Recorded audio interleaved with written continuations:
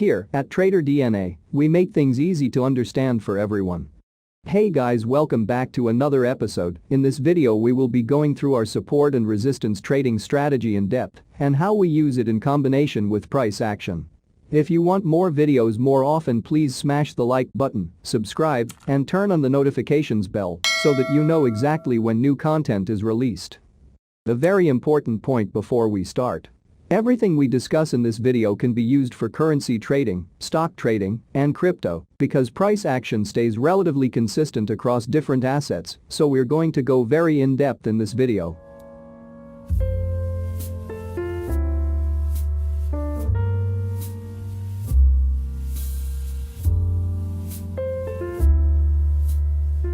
The best trades usually happen around support and resistance. No matter how you see the chart, it will be obvious.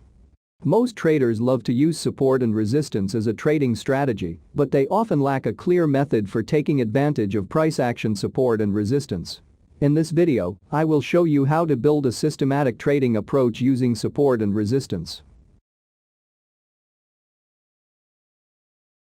So, what exactly is support and resistance?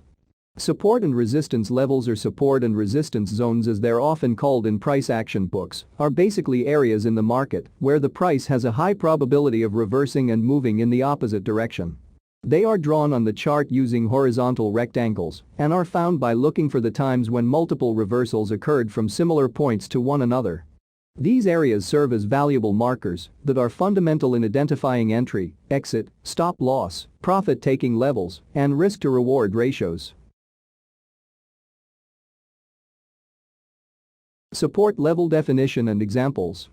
Think of support as the floor. The area where the price has difficulty falling below. This is where buyers are expected to step into a falling trend, causing the downward trend to pause as demand increases. In theory, support is the price level at which demand or buying power is strong enough to prevent the price from declining further. The rationale is that, as the price gets closer and closer to support and becomes cheaper in the process, buyers see a better deal and are more likely to buy. Sellers become less likely to sell since they are getting a worse deal. In that scenario, demand or buyers will overcome supply or sellers, and that will prohibit price from falling below support. Here are other examples of support level.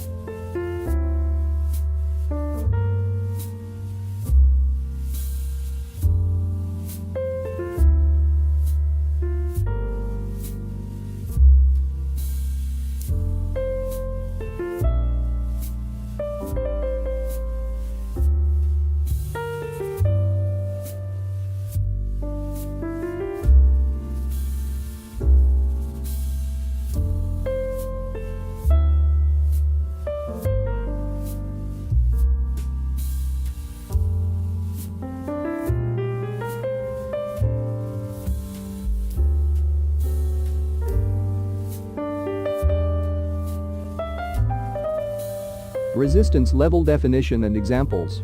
Think of resistance as the ceiling. The area where the price has difficulty rising above. This is the area where sellers come into a rising trend, causing the upward trend to pause as supply increases. In theory, resistance is the price level at which supply or selling power is strong enough to prevent the price from rising further. The rationale behind this is that as the price gets closer and closer to resistance and becomes more expensive in the process, sellers are more likely to sell and buyers become less likely to buy. In that scenario, supply or sellers will overcome demand or buyers, and that will prohibit price from going above resistance.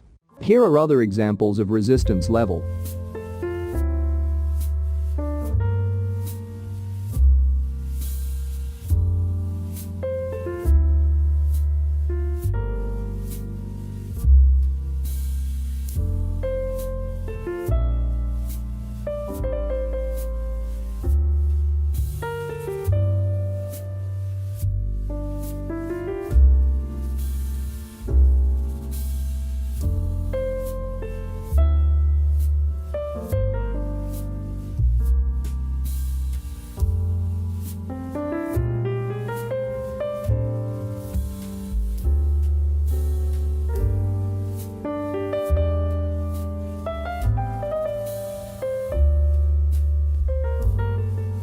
And now, how to determine support and resistance levels. Although the steps sound easy enough, many traders struggle to find support and resistance zones in practice. If you are having difficulty, don't be discouraged.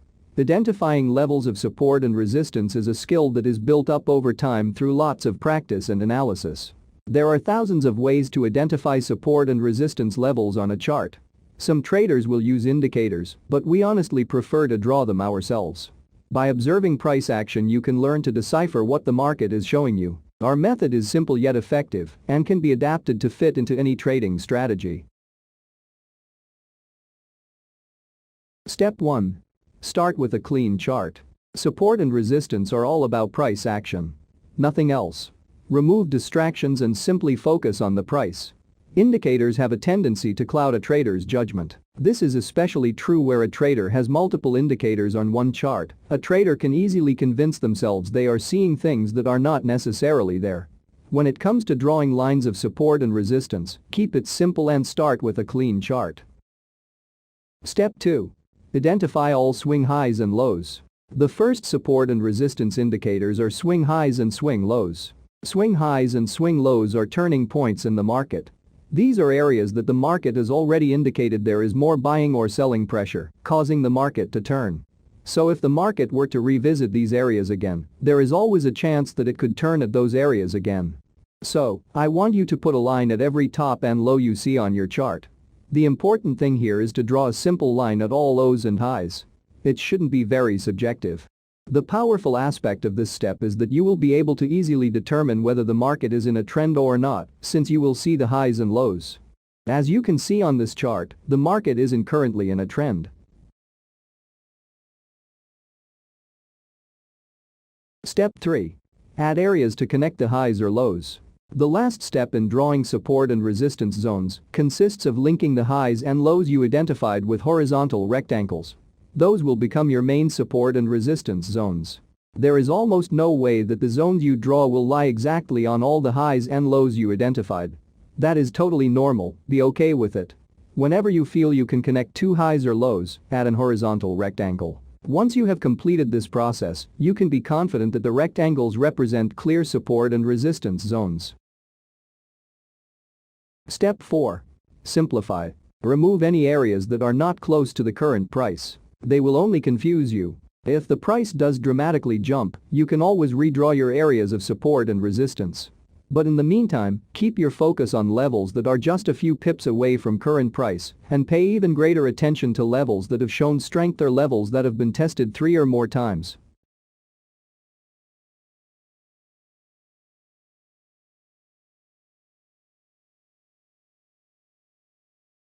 And now, how to trade support and resistance.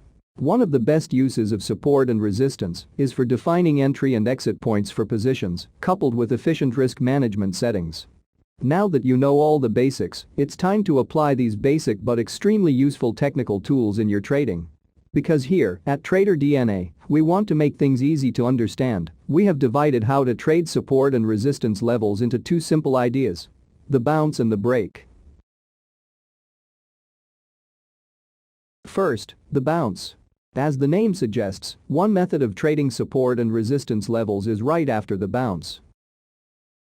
Many novice traders make the error of setting their orders directly on support and resistance levels and then just waiting for their trade to materialize. Sure, this may work at times, but this kind of trading method assumes that a support or resistance level will hold without price actually getting there yet. You might be thinking, why don't I just set an entry order right on the line? That way, I am assured the best possible price. For example, instead of simply buying right off the bat, we want to wait for it to bounce first before entering. If you've been looking to go long, you want to wait for it to bounce off support before entering.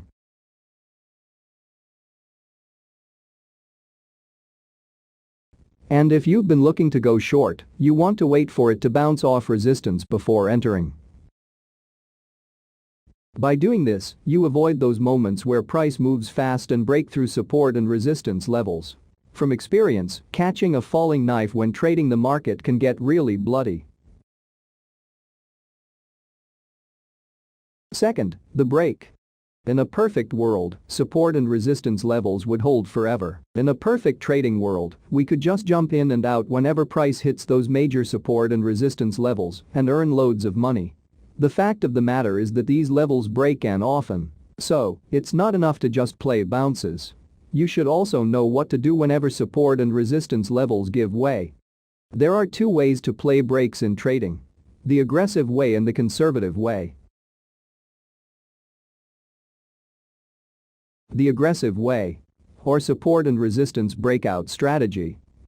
The simplest way to play breakouts is to buy or sell whenever price passes convincingly through a support or resistance zone.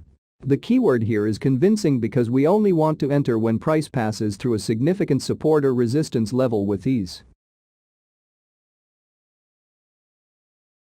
The support and resistance breakout strategy involves the following steps. Step 1. Identifying the price movement direction. If there is an uptrend, we should expect a resistance breakout.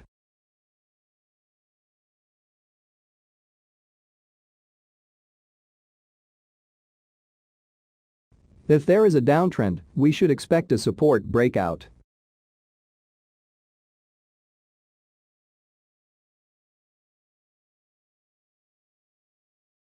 Step 2. As soon as the price makes a real break through the target level, we open a trade. In case of a resistance breakout, we buy an asset. In case of a support breakout, we sell it. Let's take a look at the examples where this strategy can be applied.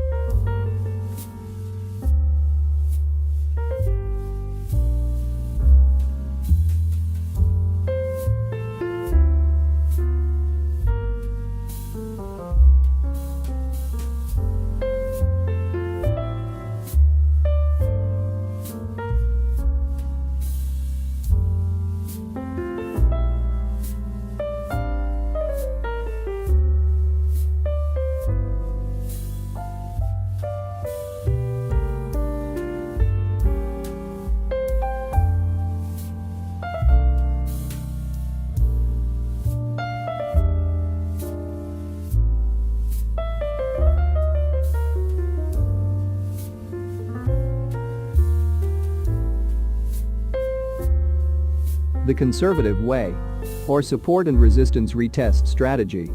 Instead of entering right on the break, wait for the price to make a pullback to the broken support or resistance level and enter after the price bounces.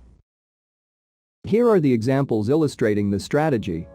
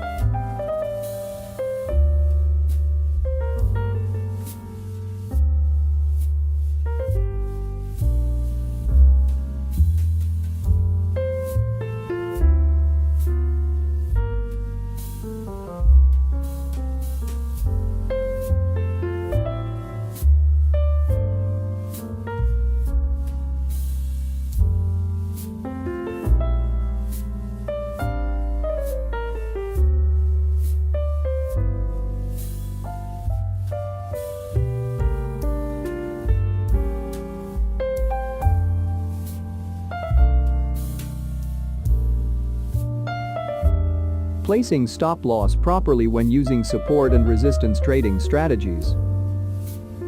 Once again, take into account that support and resistance levels should be referred to as price zones, which sometimes appear to be quite blurry.